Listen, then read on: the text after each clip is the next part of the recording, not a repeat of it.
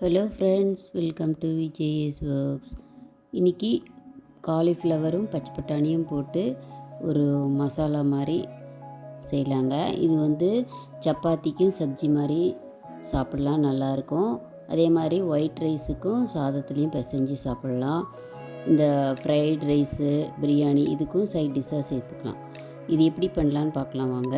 அதுக்கு முன்னே VJS works சேனலை சப்ஸ்கிரைப் பண்ணிக்கலன்னா சப்ஸ்கிரைப் பண்ணிக்கோங்க. பெல் பட்டனையும் கிளிக் பண்ணிக்கோங்க. அப்போ தான் நான் போடுற வீடியோஸ் அப்பப்போ நோட்டிஃபிகேஷனாக உங்களுக்கு கிடைக்கும். முதல்ல ஒரு ஃபேனில் ஒரு டேபிள் ஸ்பூன் ஆயில் விட்டுட்டேங்க.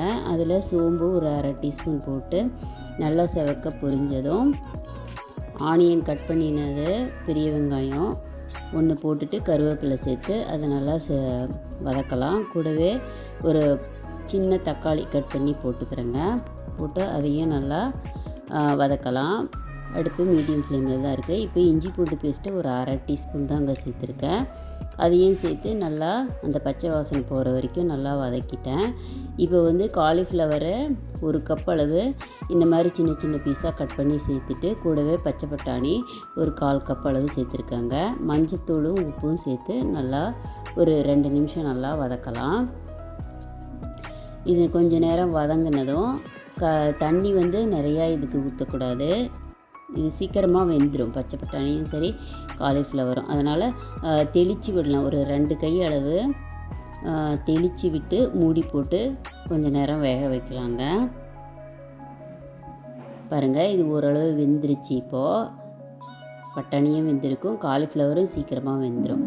இப்போ மல்லித்தூள் ஒரு டேபிள் ஸ்பூனுங்க, சில்லி பவுட்ரு ஒரு அரை டீஸ்பூனு, அதே மாதிரி கறி மசாலா இல்லை கரம் மசாலா எது இருக்குதோ அது ஒரு அரை டீஸ்பூன் சேர்த்து கொஞ்சம் நேரம் வதக்கிறேன். வதக்கிட்டு இன்னும் ஒரு 2 நிமிஷம் வேக வைக்கலாம். இது இப்போவே ஓரளவு வெந்திருக்கும். இது மாதிரி ஒரு மூடி போட்டு ஒரு 1 நிமிஷம் வேக வச்சா கூட போதும். இப்போ வெந்திருக்குங்க. இது சீக்கிரமாக செஞ்சிடலாம். பாருங்கள், இது நல்லா வெந்துருச்சு. இப்போ பாருங்கள், பச்சை பட்டாணியும் நல்லா வெந்துருச்சு.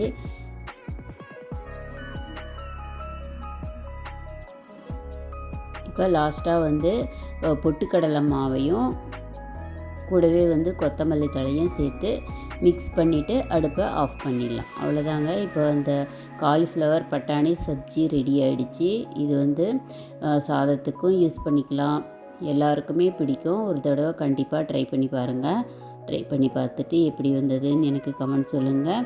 விஜேஎஸ் ஒர்க்ஸ் சேனலை சப்ஸ்கிரைப் பண்ணலைன்னா சப்ஸ்கிரைப் பண்ணுங்கள், லைக் பண்ணுங்கள், ஃப்ரெண்ட்ஸுக்கெல்லாம் ஷேர் பண்ணுங்கள். தேங்க்ஸ் ஃபார் வாட்சிங்.